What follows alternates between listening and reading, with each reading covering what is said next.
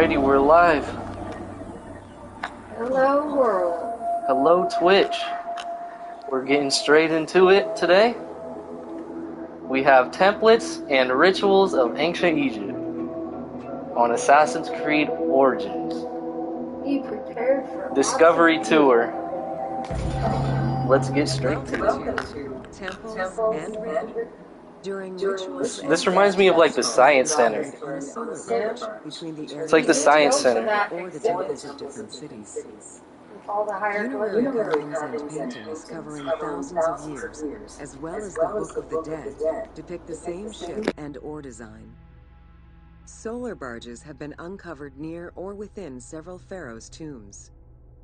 They were intended to carry the pharaoh into the afterlife.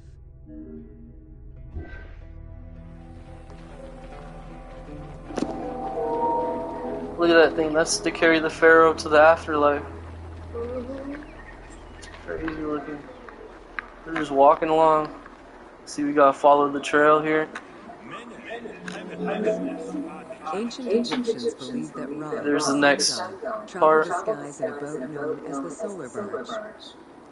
The solar barge was believed to cross over to mythological lands. Look, and you can like more info. Click X for more info, and it shows you like the piece of The actual thing on display. yeah in real life. That's really cool. Yeah, it's like this Discovery Tour is very Very informative. yeah, and I like it a lot. It tells you what they actually did a long time ago.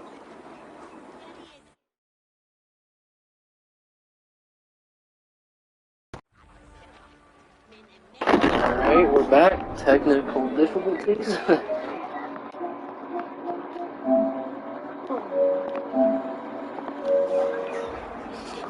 Controllers are dying. Alright. The god Ra believed mankind was conspiring against him. He ordered Sekhmet, the lion-headed war goddess, to kill all humans.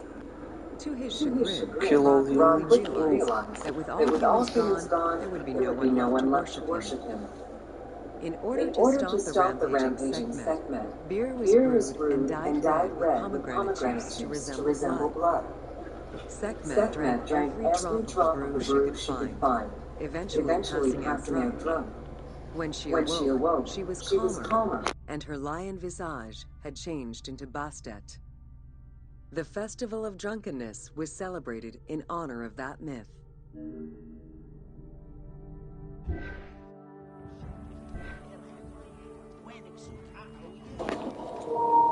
Interesting. Unlike the daily rituals that took place in the temple and were performed by priests, festivals allowed the entire population of the city to participate. Festivals helped mark the passing of the seasons in the agricultural calendar.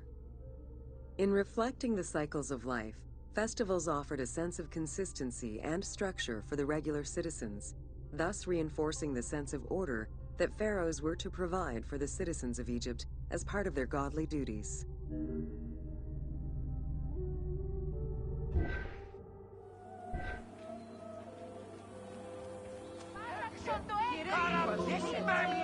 The importance of these festivals is demonstrated by their longevity.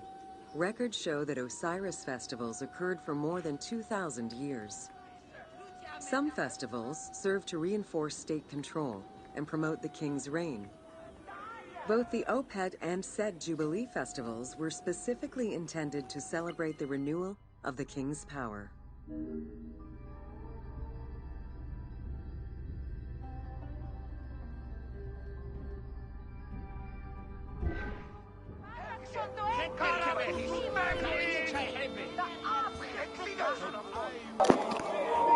Thanks for watching. The temple hierarchy consisted of high priests, several types of priests, scribes, and servants. The high priest was known as the prophet. Some divinities had up to 4 prophets, and they were the ones to perform the most advanced and complex rituals.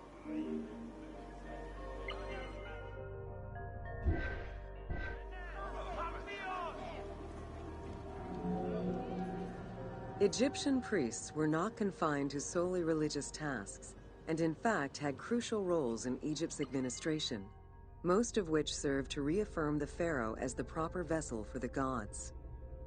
Their focus within the temple was centered on the proper conduct of daily divine rituals, rather than as custodians of dogma or the indoctrination of individuals.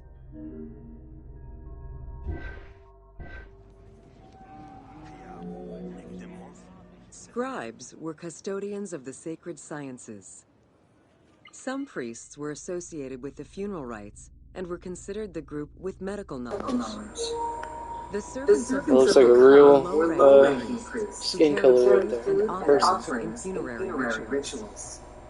Lector priests were distinguished by their ability to read, and their main duty was to recite specialized religious texts in both temple and funerary rituals.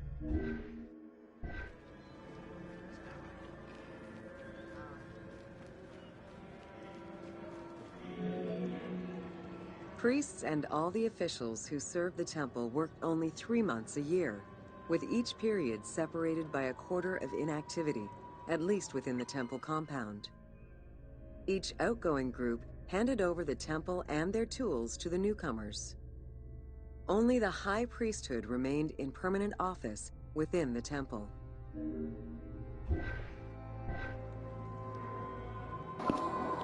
I think this is the only Assassin's Creed that has this. I could be wrong though. Odyssey might have it. I know Valhalla don't have it. The most sacred inner sanctuary was where the shrine to the temple deity was located. Only priests were allowed within. Offerings were given, and rituals unseen by even the pharaoh were performed. While the team chose to allow any character access to this space in some game temples, normally it was reserved for priests alone.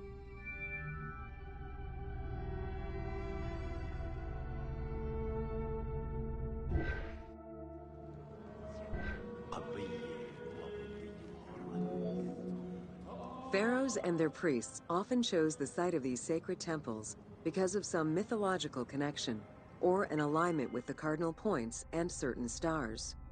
Once selected, a foundation ritual was performed. The pharaoh was required to complete 10 steps in the ritual, which required a mix of offerings as well as specific construction techniques.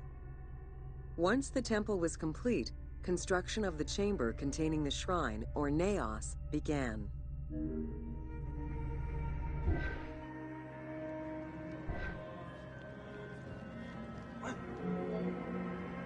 The naos was where the god statue stood.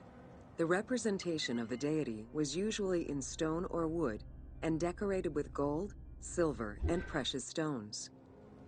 Smaller temples had only one naos, while larger complexes, such as the Temple of Karnak, had many chambers to honor gods, such as Amun, Ptah, and Osiris.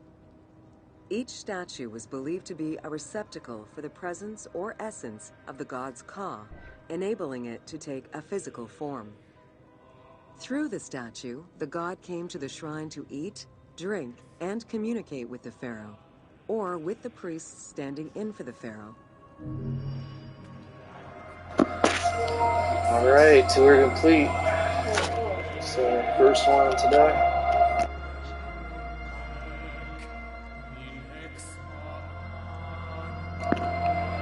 So now we're just going to pick another one here down the list. See, this is the one we just did. Temples and rituals of ancient Egypt. So are all these going to be like this? I did all these ones. Yeah, they're all like this, but talking about different things. The next one is temples and priests.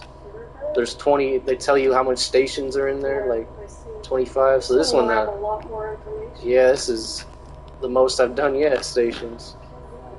So here we go. Oh, you can read about them all right here too if you didn't want to do the tour. But all this is in the tour, so we're just going to do the tour to do our trophy challenge. This is the last trophy I need. I just need to do all these tours in the daily life category.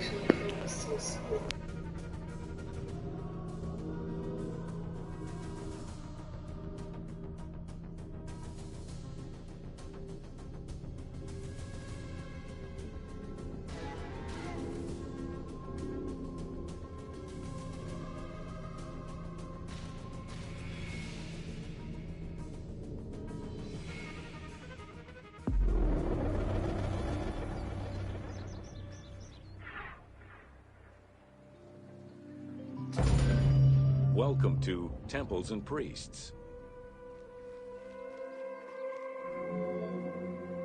From its foundation, the city of Memphis favored worship of the god Ptah. The main temple of Ptah was known as Hutkaptah, meaning Palace of the Ka of Ptah. The name of the temple, translated into Greek as Aegyptos, would eventually evolve into the modern name Egypt.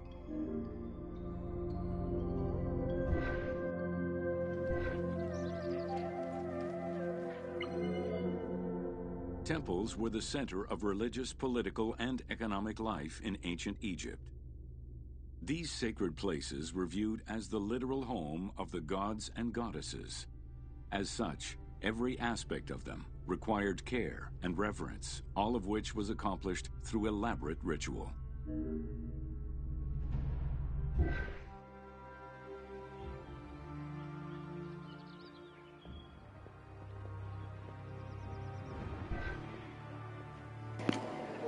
This is like where Cleopatra belongs. Right here. In the center of Memphis, This is like the runway or the walkway. In the city. The long walkway leading toward the temple, known as the Dromos, was guarded by rows of sphinxes. The entire sacred area was designed to keep the statue of the god protected, deep within the sacred enclosures that surrounded it. It was to keep the god protected.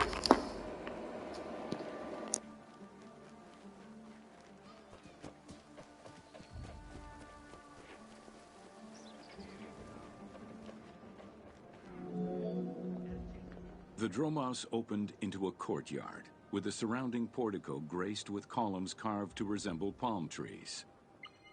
During special festivals, the general population was allowed to enter this location, but under no circumstances would they be allowed into the sacred spaces beyond the courtyard.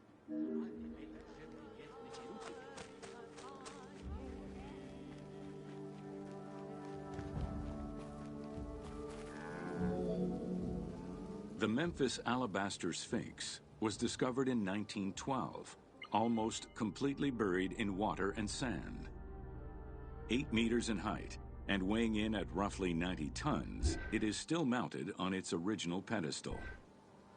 Though it is called the Alabaster Sphinx, it was in fact carved from common calcite rock, which is similar in appearance and texture to alabaster. Erosion has destroyed the original engravings, making it difficult to determine when it was created. Egyptologists believe that its facial likeness resembles Amenhotep II, and so it could have been sculpted somewhere between 1700 and 1400 BCE. It is believed that this monument once stood outside of the Temple of Ptah and was integrated into subsequent extensions to the complex.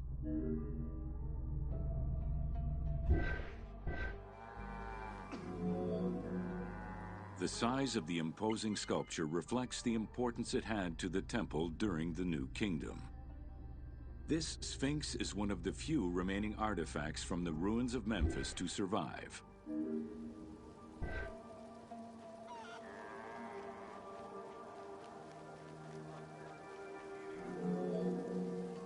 In Egyptian culture, some animals were associated with gods, while others were considered to be living gods. The Apis bull was believed to be a divine entity.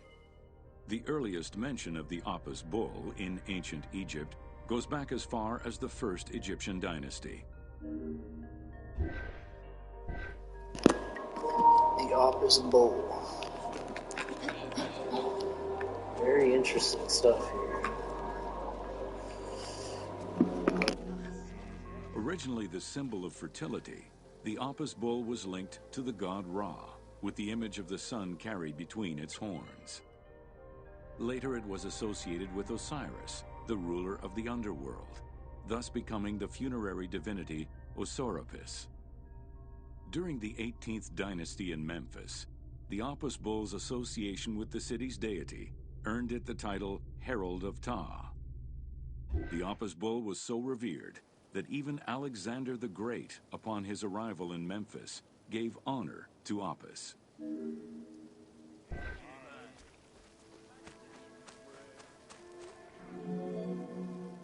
The Apis bull lived with its harem in a sacred barn located in an enclosure in the Temple of Ptah. Each bull bore 29 signs representative of its divinity. Among them, the bull had an eagle-shaped mark on its back, a double bull with tail, the bowl and on a his head. scarab-shaped mark under the tongue. It's The crazy. signs were intended to correspond with the lunar cycle. After its death, Egyptians would search for its reincarnated form among the livestock.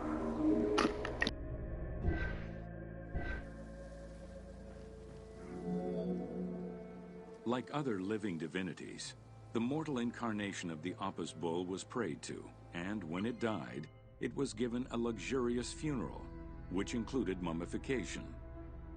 Until the reign of Ramses II, the Apis bulls were buried in individual graves in Saqqara.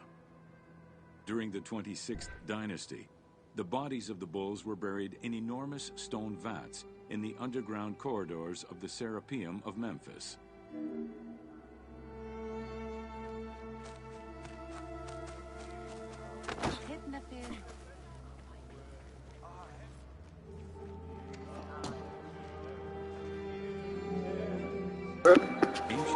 Every station is this bowl. Which were essential to maintain order in the Look at that thing. and allow communication between Just humans mean and mugging. gods.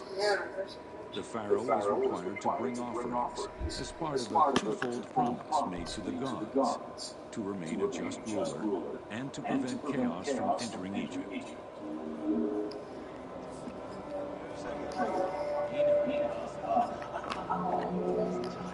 Details of the ceremonies found on temple walls provide a thorough overview of the stages of the daily ritual. Performed 3 times a day to mirror human mealtimes, each step of the highly symbolic ceremony was accompanied by specific recitations, many of which referred to mythical events.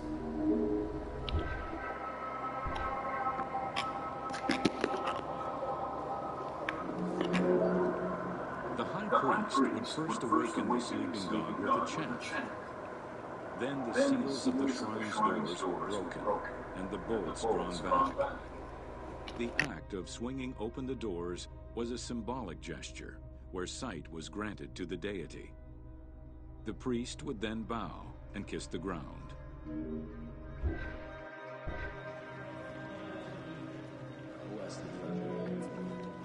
The god was then washed with incense-infused water and its mouth rinsed with mineral salts. The cleansing was followed by adorning the statue with jewels and royal garments. The final ritual required the priest to sweep away any footprints in order to prevent evil from approaching the god.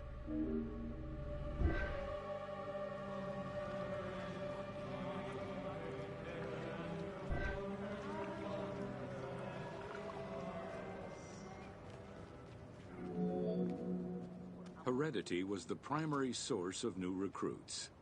Rarely was an outsider allowed this position. At the top of the temple hierarchy was the high priest. Each temple dedicated to a god had at least one high priest devoted to its care and service. During the Ptolemaic dynasty, one family held the position of high priest in Memphis for almost 300 years.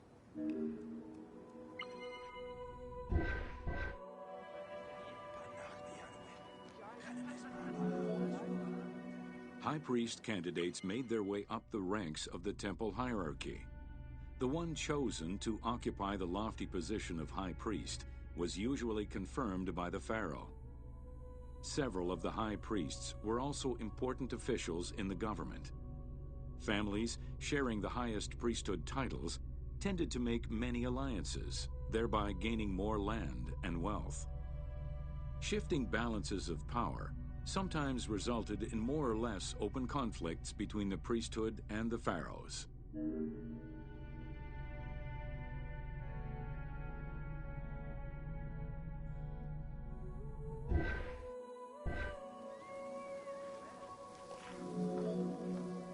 In the 21st dynasty, Thebes became the capital of an almost entirely theocratic government. The city was headed by king priests who spoke and governed in the name of the god Amun, in open opposition to the ruling pharaohs. These king priests caused a massive decentralization of power, known as the Third Intermediate Period.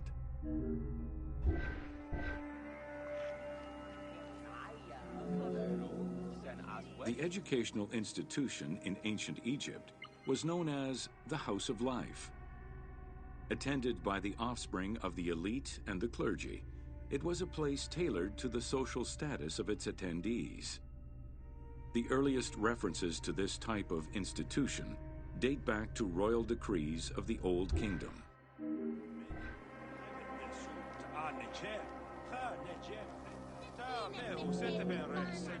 Only two known centers have been uncovered, one in the abandoned city of Akhetaten and one at the temple of Ramses II on the west bank of Thebes. Inscriptions uncovered in those locations mention the names and titles of people who were connected with the House of Life, such as a chief physician and many scribes. It is presumed that by the late kingdom, every temple had a House of Life.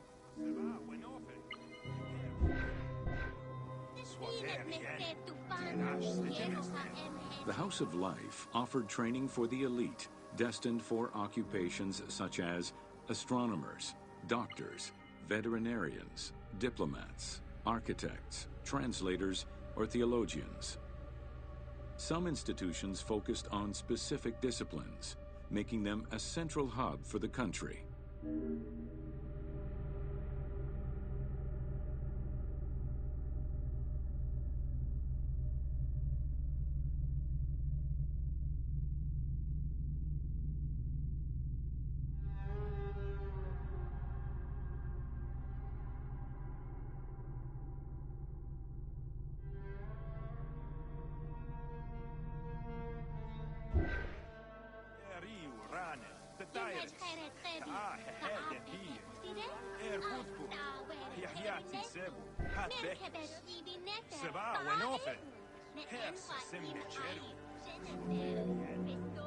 Not limited to instruction for young students, the House of Life was a source of reference for many scholars, with rooms dedicated to papyri of many disciplines.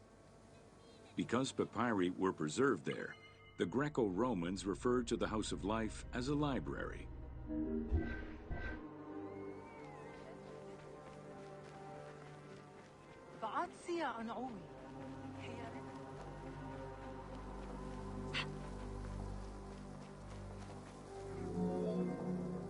Ancient Egyptian economy was based on an unequal system of redistribution of goods.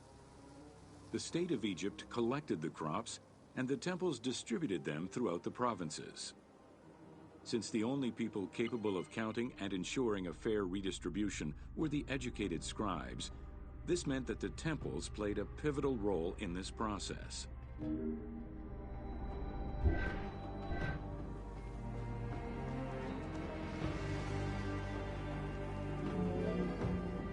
There are records of pharaohs making offerings of large tracts of land and animals to temples in order to maintain their favor. Ramses III offered generous gifts to the temple of Amun in Karnak in such a manner.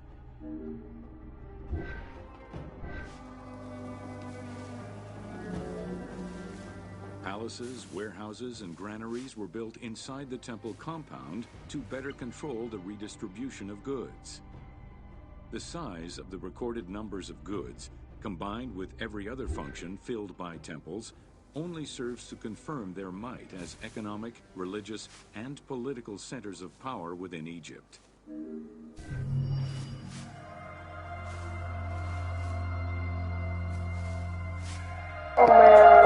Tour complete.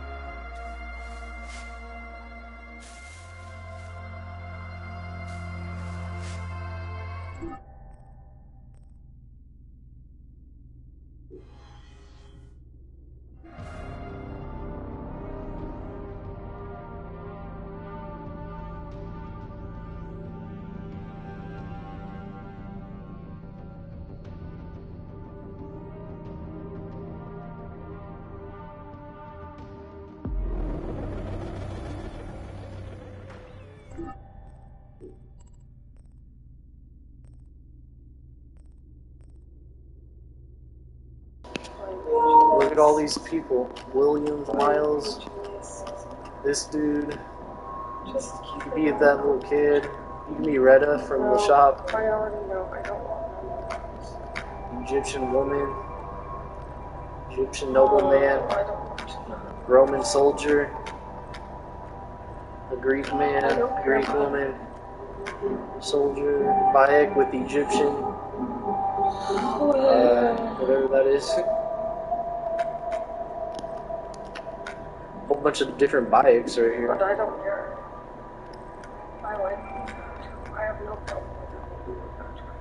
But go ahead and pick Bayek or whoever. Look at this guy. Hey, go get Ptolemy because he looks crazy. Look at him. Okay, go get Julius Caesar. Here's Bayek of Siwa. It's the main Bayek right there. Here's different Bayeks. Yeah, get whatever you want, but I don't think our viewing audience wants to see you scroll around through all these people. Alright, well, we'll get straight to it. We'll just be Cleopatra.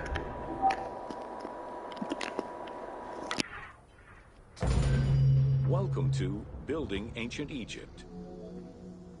Constructed with bricks made of mud, most ancient Egyptian buildings were not permanent. Only religious temples and funerary monuments were meant to stand the ravages of time. For these very important structures, Egyptians used limestone, sandstone, and harder materials, such as granite, quartzite, and travertine. These heavy stone blocks were so prized that they were often transported from quarries located hundreds of kilometers away.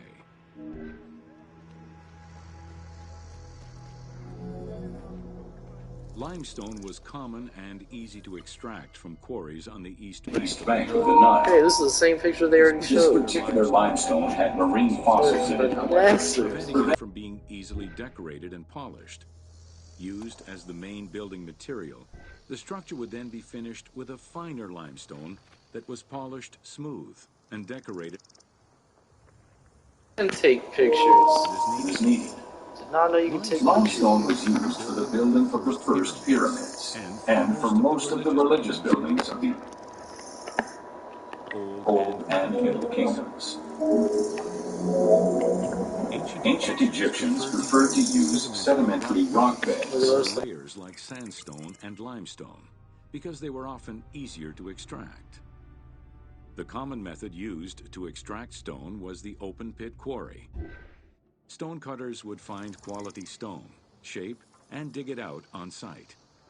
Open pit quarries enabled many workers to work simultaneously on many blocks, which allowed for better productivity. Workers would draw a large grid directly on the stone's surface, taking care to leave a space between the blocks. This allowed them to isolate the different blocks and create a trench that would make the extraction easier. Stoneworkers used iron chisels for hard rock and bronze or copper tools for softer rocks such as limestone. Removing material between each block created a trench line. In some quarries, that trench was wide enough to accommodate a worker, who would then cut the block entirely on site. For harder rocks like granite, workers cut a series of holes and hammered wooden wedges into them. They then soaked the wood until it swelled and caused the rock to split. You know what's crazy? A lot of people don't think that's how they built the pyramids. Yeah, but that's just A lot of people think that they molded it. The Or gallery that. extraction technique. A lot of people was used think when that the they desired molded rock it, was like, buried under hot. layers of rubble. They melted it like This that. method was often Instead of necessary chisel in away, order they to find the whiter like- and finer limestone It was all required for a liquid, smoother and they finish. molded it. The first step was for the stoneworkers to create an access pit that would allow them to reach the desired wall of stone. Once a wall of quality stone was exposed, workers could then cut out smaller blocks. This pit required a descending platform. Designed like a stairway, it allowed them to free multiple galleries of blocks. Because people are trying to figure out still how how could they have drugged those huge, like, 100-ton rocks all the way over to where the pyramids are located? There's like no big rocks to even build anything like that. I'm going the wrong way. Oh, I missed this. To cut the stone, they created a longitudinal kerf, or slit, and then cut the rock at a 90-degree angle. The lower side was determined along the geological layers or by using a horizontal cut. Wooden wedges were inserted in the rock and hammered in. Shock waves were then generated using hammers, fracturing the blocks at the seam.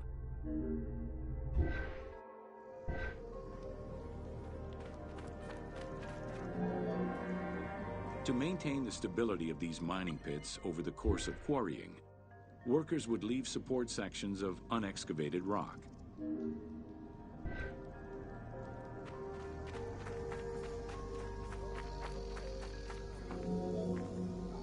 In every quarry, dedicated shrines were established to offer protection for the workers. In particular, Serket, the scorpion goddess, was considered a very powerful deity among quarry workers. Every mine and quarry of ancient Egypt included a scorpion charmer, who was said to use magical powers to ward off the dangerous insects and keep the workers safe.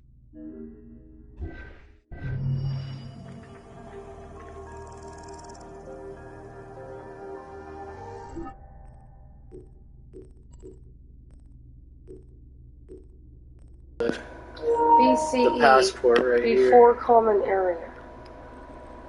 Or Before common areas, what it means? I don't know. It just said it. Where does it say that? Right before you pulled up that screen, it said BCE. BCE before Common Era. Oh, okay. CE Common Era. Common Era. That's nice. They changed it for people who don't believe in Jesus. Because it used to be before Christ and after Christ. So yeah, but what's era. the E mean? Era now, era, but, yeah. but You've never what had did it an mean E before, before? though. It was always BC and after AD, after death. So before Christ and after his death. And now they're just doing before Common Era and then just counting as after Common Era. I really like that this king just did that. Yeah, look. Here's all the different things we haven't even got to yet. Wow. Egypt has a lot of them. Same with daily life. We gotta finish all these daily lives to get the last trophy that I need, and it's to get 100% completion for everything, all the DLCs and everything. So we're gonna go ahead and go to tours, start this one up. Probably ain't gonna get to all of them tonight, but No way. good try. Get to as much as we can.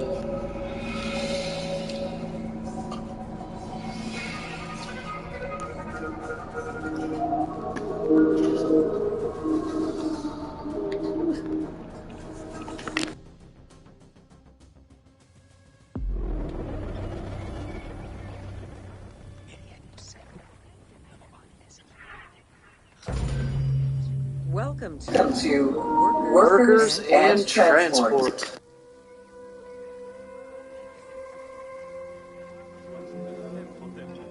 Whether workers were employed for the pyramid construction or at the quarries, the government supplied food and housing. Workers for the pyramids and royal necropolises were housed in more permanent villages, such as the famous Deir el-Medina. Quarry workers had more temporary lodgings. All skill levels were needed and utilized, from basic work hands to prepare the gypsum, to brickmakers and sand carriers, to skilled stonemasons to shape the blocks.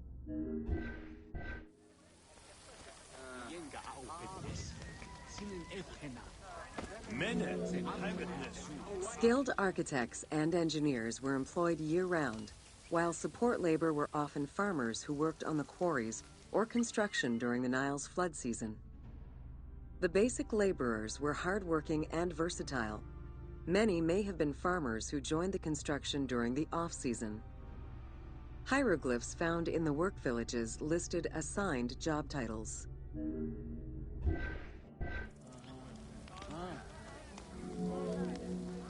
Archaeological research shows that no food was stored or prepared on site, but instead workers received abundant rations of bread, beer, and meat. These rations were taken care of by an administration outside the village. Medical treatment was also available for those who were injured.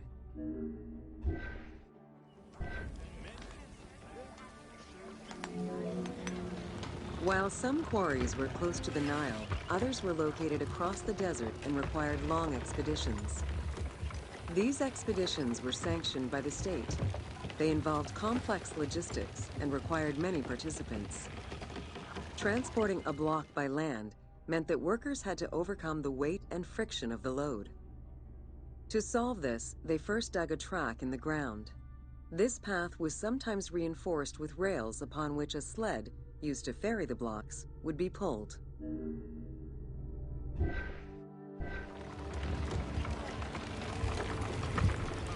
Whenever possible, blocks were toppled from a higher elevation onto the sled. Workers then poured water onto the clay at the front of the sled, creating a slick surface to more easily move the load. It wasn't until the New Kingdom that animals were used to tow the burden.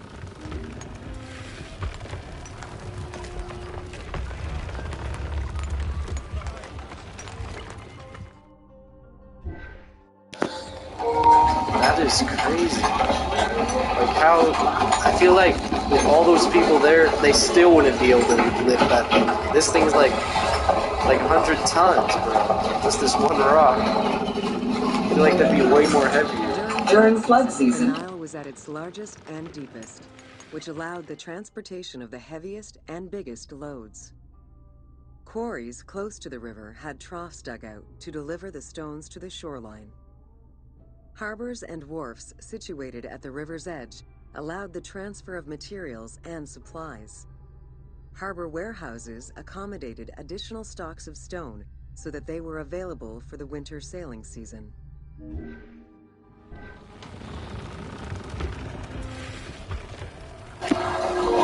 My little Adobe project and pyramid project. The papyrus detail a limestone load intended for the Khufu pyramid that weighed in at 70 to 80 tons, or 30. One papyrus is a fragment from a foreman's notes taken while working on the Great Pyramid. It details the transportation of limestone blocks from the Tura quarries to the construction site of the pyramid. The other papyri are shipping logs containing archives of the sailors assigned to sail the Red Sea and the Nile.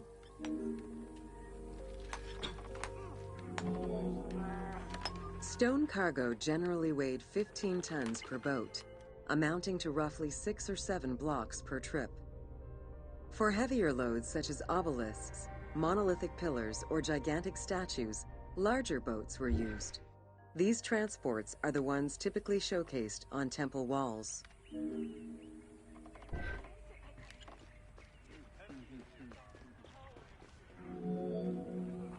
River transportation was the most efficient way to ferry stone blocks between the quarry and the construction site. Blocks were transported by flotillas of several types of boats. The most detailed illustration of transport by river is a relief of Queen Hatshepsut's barge with an accompanying flotilla.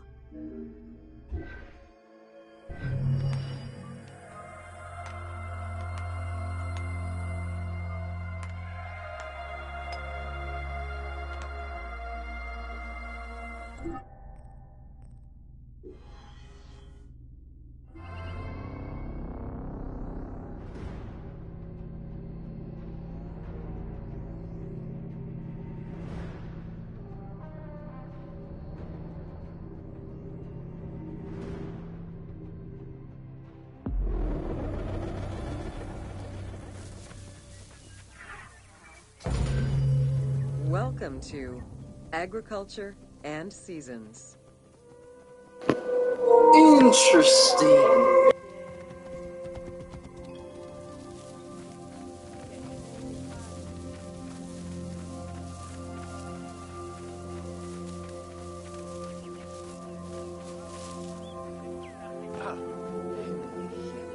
While crops were cultivated in different oases around the desert, most of the arable lands were near the Nile. Two types of cereal grain were cultivated, barley and an ancient wheat known as emmer. These two key ingredients contributed in establishing bread and beer as the staple of the Egyptian diet and the basis of its economy.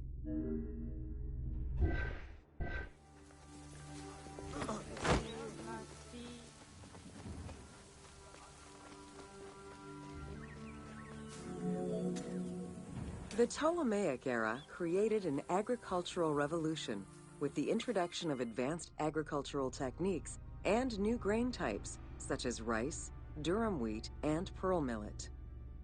The resulting agricultural mass production greatly increased the economy of ancient Egypt. It also prompted the development of storage and transportation, allowing long-distance trade with other regions.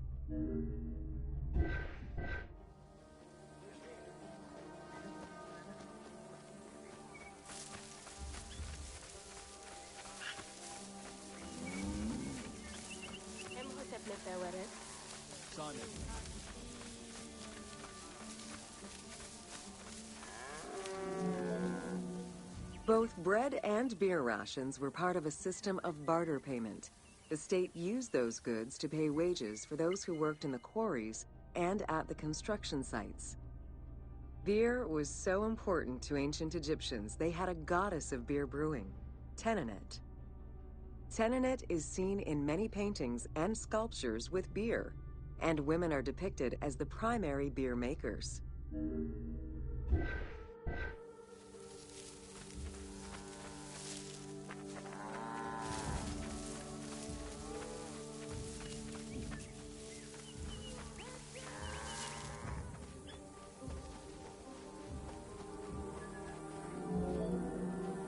In order to increase agricultural production, fertile land was divided into plots, and large agricultural villages were encouraged. Dogs.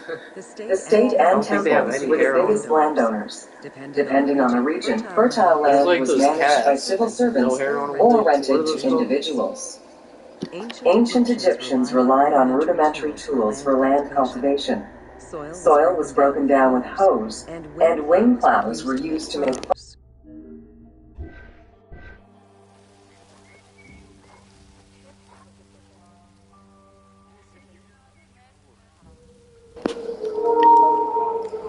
Oh, never mind. I think they do have hair on them. They're just tiny hair.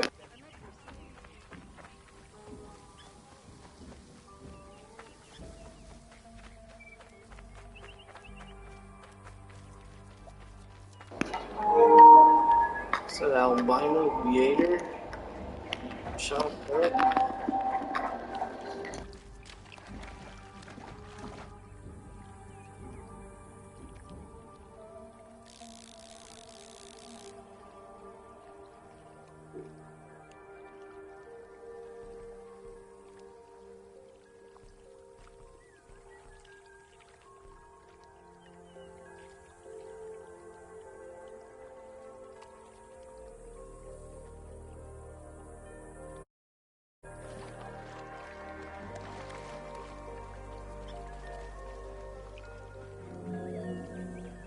The three seasons known as Akhet, Peret, and Shemu corresponded to a specific phase of the agricultural process and the river's natural changes. Akhet was the time of the flood, beginning with the appearance of the star Sirius in July. Peret was the time when lands were cultivated, plowed, and sown. This fell between October and November. Shemu ran from May to September and was when harvesting and taxation began.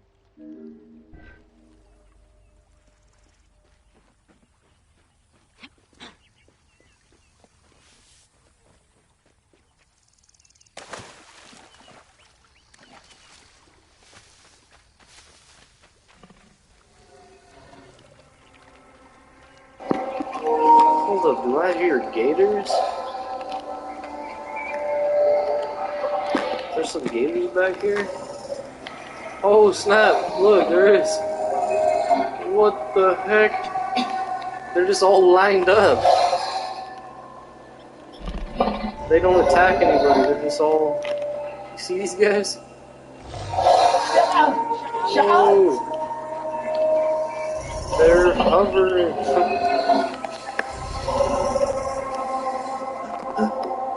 Bro, what?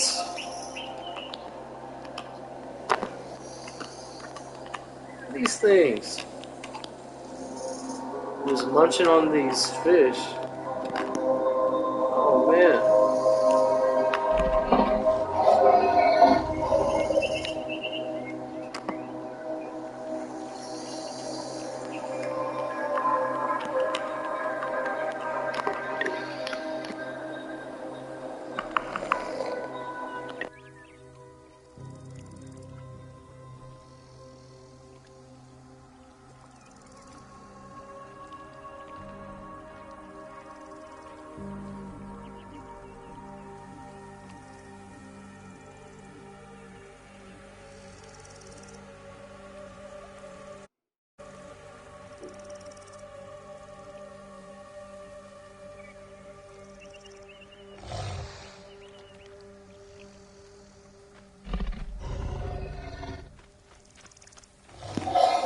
Those gators are weird. They're like glitched.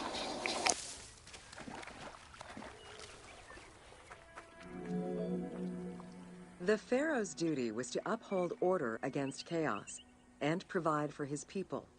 Priests and local governors also wanted to appear as protectors of the people.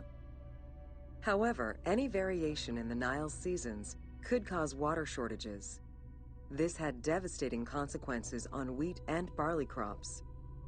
The pharaoh, administrators, and priests knew they needed to demonstrate their ability to prevent such a catastrophe from happening. And so they invented the story, which would be inscribed upon the famine stela.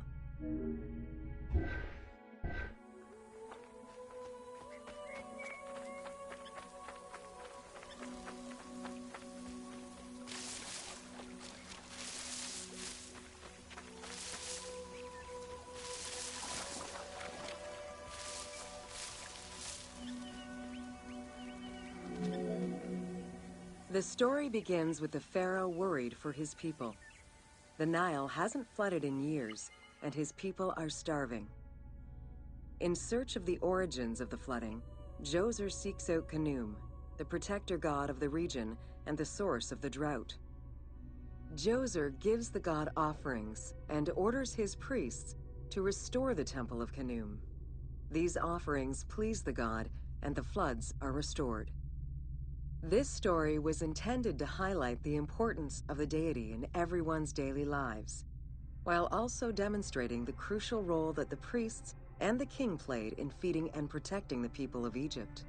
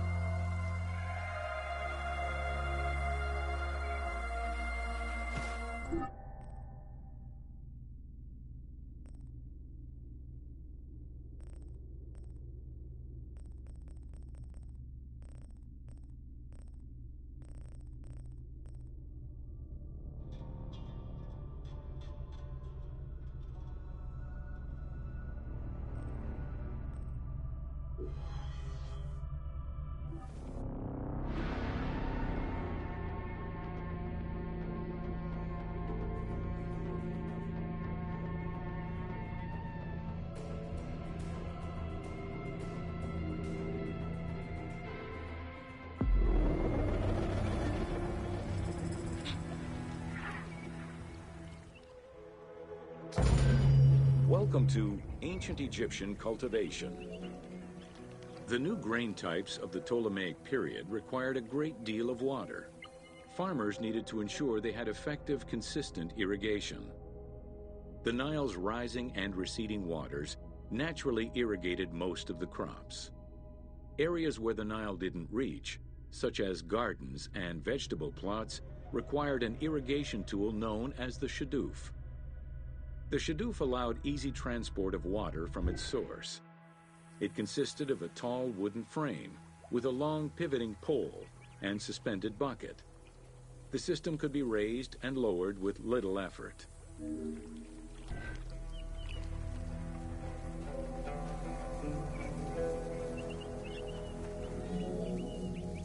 Later, a sakya, or water wheel, was invented. The sakya needed animals to turn the wheel, which rotated buckets through the water. It drew the water to an elevation of 3.5 meters and enabled a great deal of control over the irrigation process. This improvement supplied larger areas and thus resulted in larger harvests.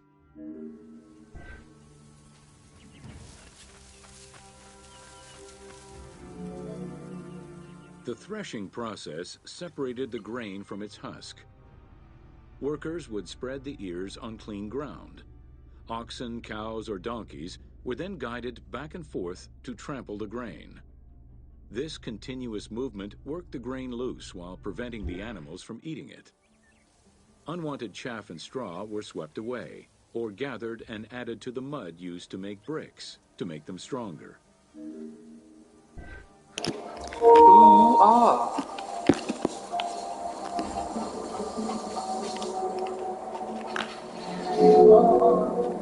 Winnowing was the stage where workers used wooden scoops to throw ears in the air. The wind carried off the chaff, leaving the heavier seeds to fall to the ground. This action was repeated until the undesired materials were sifted out. Grain waste was mixed with manure or other organic substances to produce brick-shaped dung rolls that could be easily burned. A standardized brick size enabled Egyptians to mass-produce this byproduct and use it as a commodity.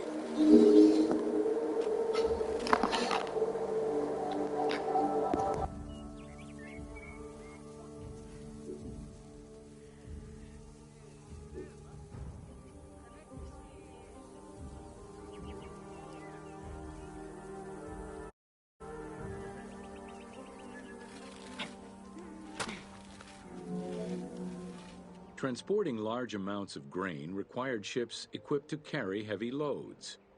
These goods were moved during the Nile's flooding season, when the river was deep enough for large ships.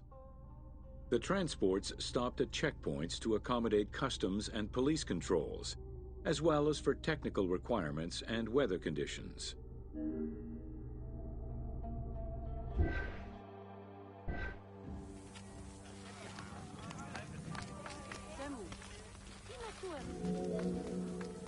Having reached Alexandria's inner harbor, the wheat was unloaded under the supervision of a civil servant in charge of wheat management. Portions were distributed to Alexandria's city market, and the remaining stockpile was either exported or stored in warehouses.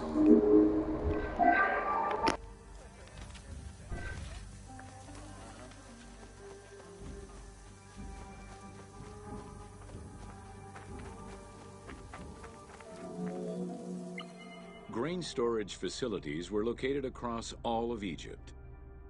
Temples and institutions had large silos, while individual houses had storage sheds. In some houses, arched cellars were built into the foundations. These watertight chambers were accessible from the ground floor through a trapdoor. Royal granaries acted as the storehouse and distribution centers, and managed state payments to civil servants, soldiers, and the police. Though plastered on the inside, silos weren't completely sealed, and so remained susceptible to mice infestations.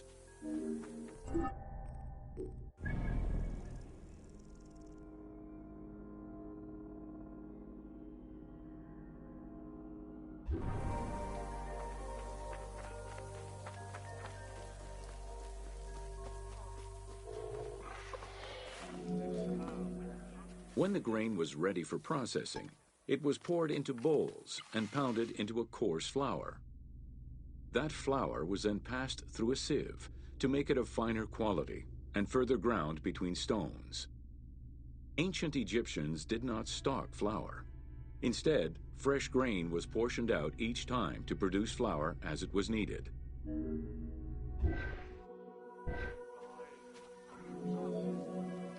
The sieves used by ancient Egyptians were unable to filter out sand and stones. Grit often passed into the flour, causing long-term tooth abrasions among all classes of Egyptians.